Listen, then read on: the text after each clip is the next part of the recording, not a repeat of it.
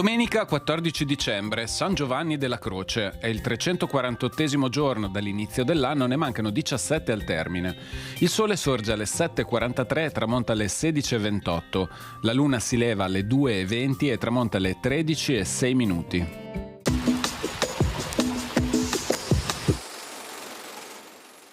Istituita la Scuola del Crocefisso con lo scopo di curare il suffragio dei defunti e seppellire gli annegati rimasti sconosciuti. I confratelli, per non essere riconosciuti nelle processioni, portavano sempre in testa un cappuccio.